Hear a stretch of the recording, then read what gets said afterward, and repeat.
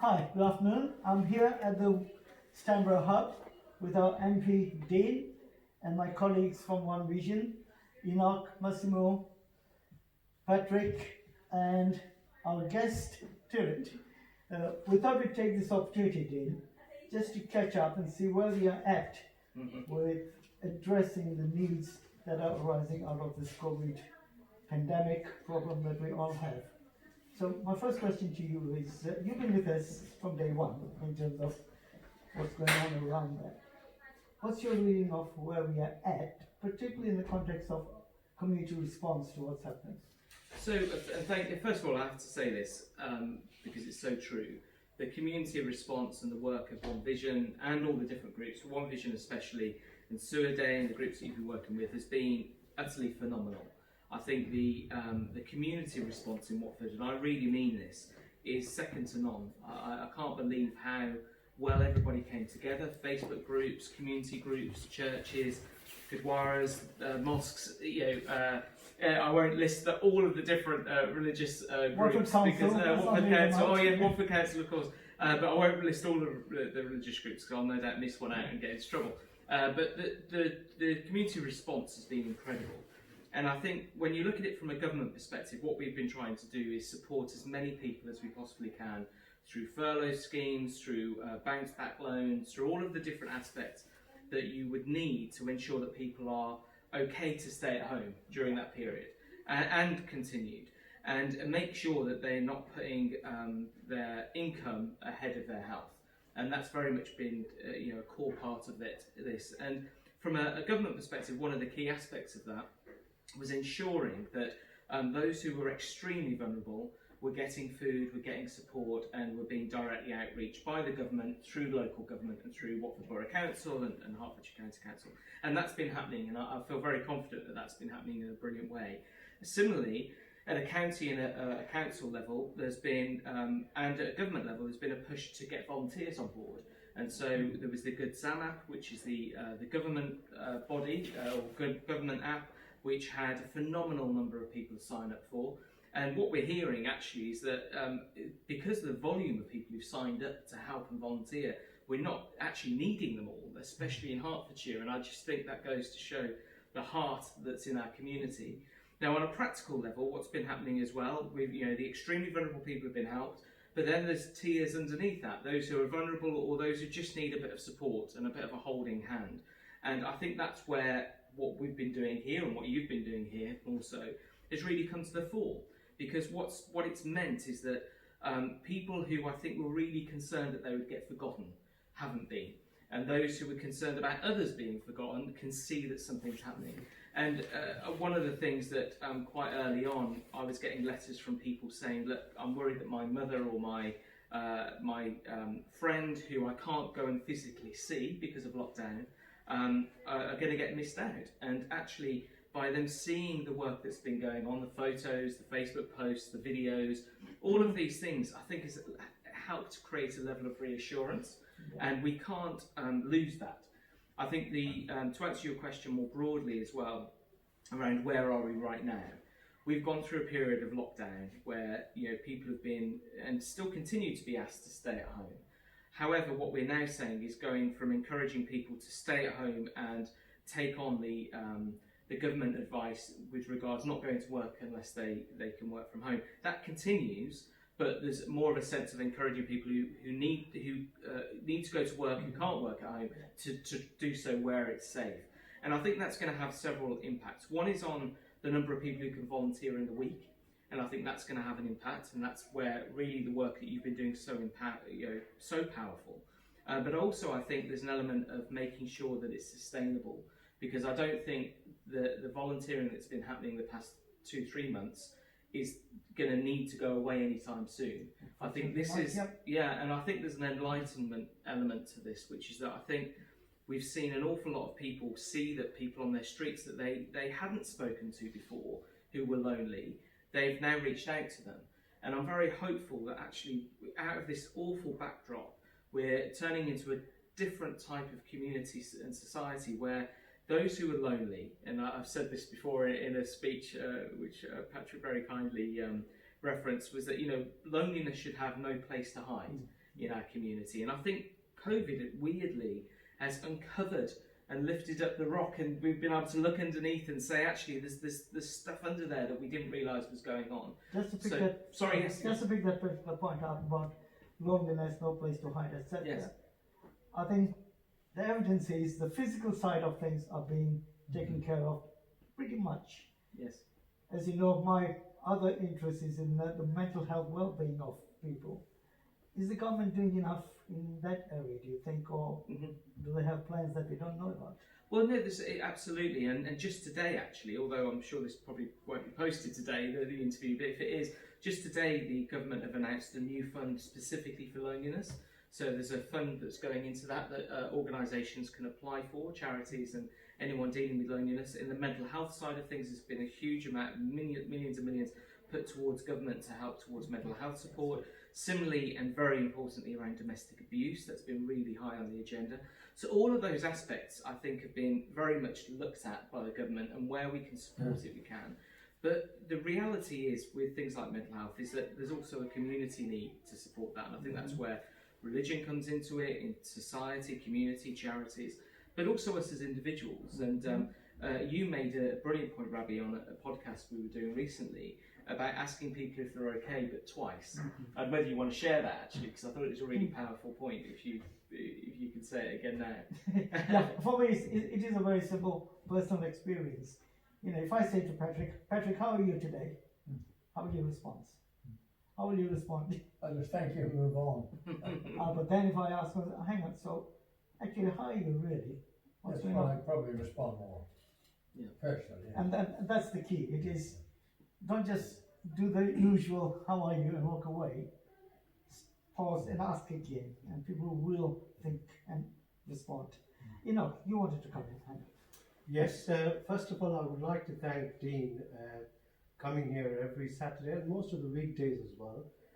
We thank on behalf of One Vision, also for Peter Taylor, the Mayor from Watford Borough Council.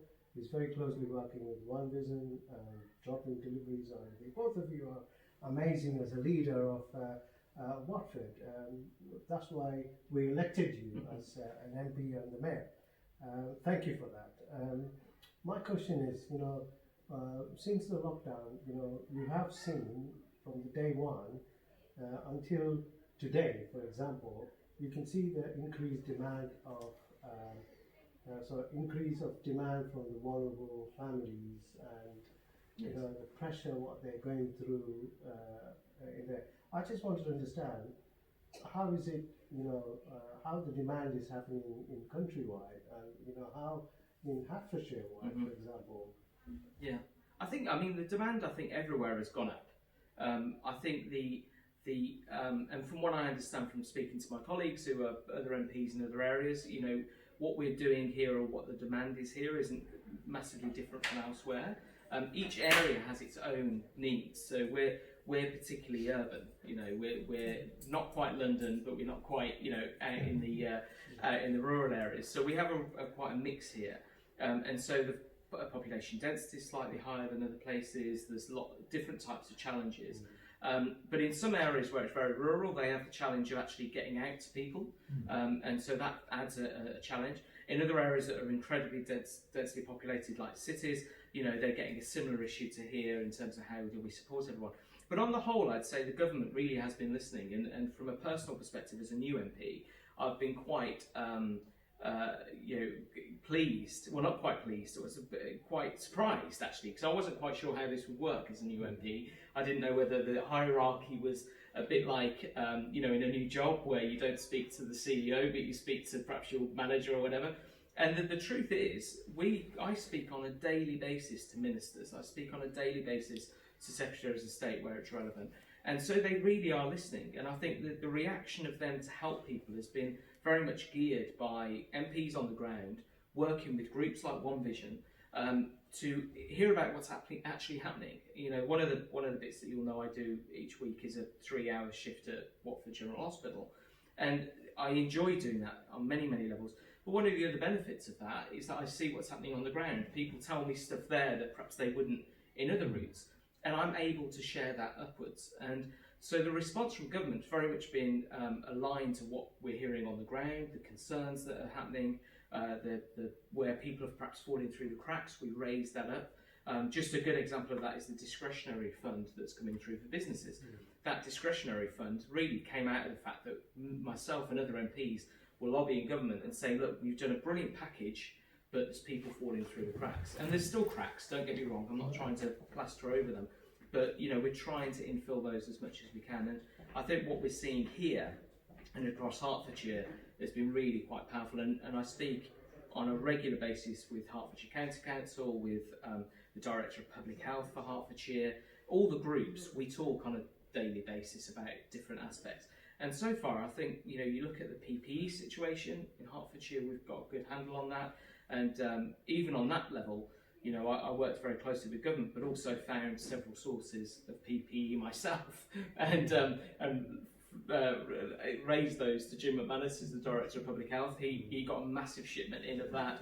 Just recently I got about, I think, 500 or 1,000 face masks that had been offered to me. So a lot of it's putting your ear to the ground, but without groups like you, I wouldn't be able to feed that back through. And so that's the value of it. And I think that's happening across the country. How do you think that the group here under One Vision, how do you think we could be more effective in helping people with loneliness and with mental health problems and anxieties? How do you see that we could be more effective in that area? I think, first of all, I think you're incredibly effective already. I really do. But the point, I think, but, yeah. It's one thing to give people food, but the other element, Yes. Of the mental and the spiritual and the emotional and the loneliness, how can we best address that? Yes, absolutely. And I think, on that point, and I'm sure Ravi will have a point of view from the council perspective, especially, I think for me, it's about two really important points. One is about being joined up.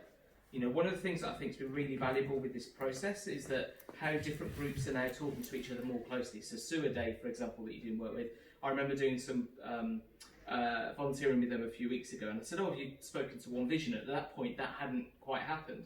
And I'm not taking credit for it happening, I just remember having that conversation. So I think the joined up thinking is important, because then you're not missing people out. They're not falling between the seams. The second part, though, is about facilitation. And I think the facilitation is working with local government, people like Ravi who are doing amazing work in that mental health piece, to start to spot signs and facilitate people to get to the right place. So if it's a case somebody has an actual mental health, because mental health isn't just one slight thing. I mean, I often say, if you stubbed your toe or if you broke your arm, you wouldn't say I've got a physical health problem. You'd say I've stubbed my toe or broke my arm. Whereas with mental health, it covers everything from mild depression through to severe issues, and it's all put under this broad brush of mental health. So I think there's an element of understanding what those challenges are. I think for groups like this, the more we can raise and have those conversations, ask people twice, how they're doing, but also making sure that people are pointed in the right direction for support. And I think that really is important, because one of the things I've seen over 20 years working in the business world, often with government and local government, is everyone wants to do their own thing. Everyone wants to do it differently. Everyone wants their own website. Everyone wants their own phone line. And what happens is that people get this sort of tsunami of information of where they can go. And I think they get a bit paralysed. I don't want to ask in the first place. Now I don't know which one to go to. And I think it's so important that when speaking, to use an analogy of One Vision, it's also about having one voice and being clear what those pathways are, seeing what those signs are. And if I may, just underneath that, I think it's all about just compassion. I think the power of what's been happening here is just a visible sign of compassion. And I think compassion is an overused word, but underutilised, in the sense a lot of people talk about compassion, but real compassion is not just checking in on someone once and going, well, I've done my bit, I feel good. It's about long-term support. And I think the more we can get people back to talk to each other, to have conversation, but actually then to practically support where we can, it's absolutely critical. And I agree, it's not just about sticking a box of food on someone's front doorstep. That will last for a period of time, but if you can feed their soul as well as feed their stomach, then I think that's a far better place to be in. I think you've articulated that perfectly. The big challenge for us all is not so much the supply, the response. The big challenge is getting the people out there to actually say, hey, I need some help. And people don't do that, particularly in some of the minority communities. The stigma, everybody feels this stigma. Well, I think I can say this being one of them. Within the ethnic minority community, that tends to be more. On that note, Tiraj, you got a question? Yeah, so as you know, that Watford has the largest BAME population at Berkshire area, and I just want to find out what the government is doing to support the BAME communities, as you do know that we are the ones suffering the most and the most vulnerable. Absolutely. So just what is the government doing to help support us? Yeah, sure. So I think there's an awful lot going on government-wide, and in particular around COVID, because I think that's where this is really highlighted. In fact, just this week at I'm on the Health and Social Care Select Committee and also on the Joint Committee for Human Rights, which have become really quite big deals with COVID, so I feel very privileged and honoured to be on them. But actually just this week on the Health Select Committee, I asked that specific question to one of the think tanks who were the witnesses around what can we do to support our BAME communities more, and in particular, you know, when we look at, say, hospitals or hospital environments, we often, the gut reaction is to think about nurses and doctors, but there's porters, cleaners, there's a whole range of people within that group. And I know there's a lot of work and research being done to understand why is it there's a higher prevalence of people from the BAME community catching COVID, and especially then, sadly, where it has happened, those dying from it, and what the factors are. The response on that, actually, from one of the specialists was that even if you take out all of the factors of demographics or society or deprivation, all those things, which at the moment it's about 4 to 1 of somebody from BAME community through to somebody not, of being impacted by COVID. Even if you took every other factor out, it's still 1 to 2. So actually there's definitely something there, but we don't know what that is yet. So from a government perspective, we're absolutely trying to raise the profile of that, identify the risks, but also do the research to say, well, what's actually happening here. And I think the other aspect of that is a lot of funding's gone into charities as well. And I think through charities, we'll be able to identify which groups, you know, because different charities work with different groups in different ways. So having that feedback up is really, really important. But it is an absolute priority for us. And I think also, just more broadly, I think within society, we've got to have this conversation around, you know, what does this mean moving forward? If it is down to deprivation, what's the cause of that? One final point on that though, just a light point. I was quite pleased this week, I don't know whether you saw on social media, but I did 3 charity missions in the Filipino jungle a few years ago.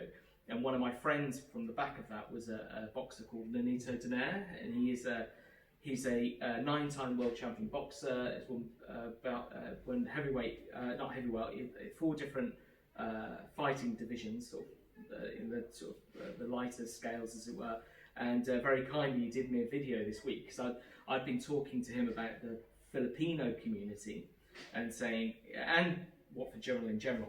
But I mentioned about the Filipino community there, being hit quite hard, but also how wonderful they've been. And he's known as the Filipino Flash because he's a fantastic boxer, and he's a bit like, the analogy I use, a bit like David Beckham. If he walked in here now, people would react in the Philippines to him like as if David Beckham had walked in. And so very kindly, he did me a video this week just saying, you know, to the Filipino community at Watford General, you know, you're our superheroes, as are all the NHS staff. So yeah, so it's something that's very close to my heart, just generally within the BAME community, but also where I can sort of lift people's spirits, I try to. Jane, thank you for all of that. Colleagues, thanks for that. I think we ought to have this discussion again in 4 weeks, and let's see where we are at. Thank you all. Excellent, thank you. Could I just make a point? You know, I think we need to respect people. Mm. Really respect people. Because personally, meeting Rabi and Hajit and his beautiful daughter and other people like yourself and Peter Taylor, it's a wonderful inspiration to see people who are in privileged positions respecting people who are not always respected like they should be. Yeah, yeah. And to me, this is a wonderful inspiration. Yeah, no, thank you, and I agree. I mean, it's the same in reverse for me with all of you. I mean, I think the thing that I find quite fascinating, it was funny actually this week, one of my friends, I won't say who, but one of my friends who doesn't live in Watford had put a rant up on Facebook about the government, and I could see actually it wasn't coming from a place of hating the government, it was more it was out of fear. So I dropped her a note and I said, look, I know I'm busy, but do you want to have a call? You know, just to check that you're okay. And so I had a call with her earlier, part of the reason why I was running a bit delayed this morning. But I had a call with her just to check she was all right. And actually, when you went through and unpicked all of the concerns they had, you realise actually, you know, it's very easy for us to react out of a place of fear or concern or anxiety. And it's often, I think, that's why I always personally try and be quite compassionate to people who are quite horrible to me at times, because you do get trolls and nasty comments, and some of them are for political reasons, some of them for others.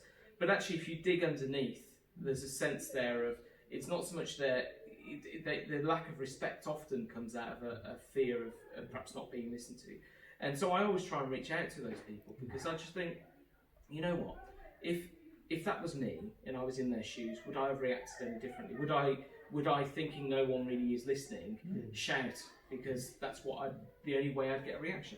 And so I think it's really important. I think that respect, and something that I think is happening brilliantly in Watford, is that we've put all things to one side, and I hope it continues for a long, long, long time, way beyond COVID, because I think if you work together constructively and pick up faults, not to trip someone up, but to help pick them up, I think that's so critical.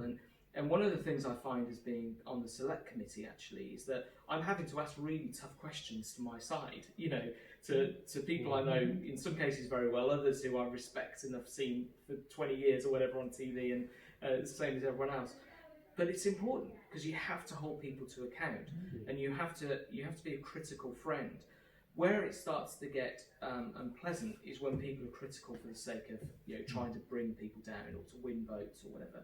And I think most people see through it, and I agree. I think respect, friendship, love, you know, it's not an often used word by politicians, but all of those things are critical, because if we can't be kind to our neighbours, to people we don't know, then how on earth are we going to end wars? How else are we going to end, you know, conflict? If you hate somebody for having a different point of view, how on earth do you ever then get to a point of resolution? And so forgiveness comes into that, love, but also I think that sense of respect that they're coming from a different perspective because they've lived a different life. Don't hate them for it, just understand where they're coming from and reach out a hand to be kind, not to slap them down. Anyway, that's a great positive note on which to end. Thank you.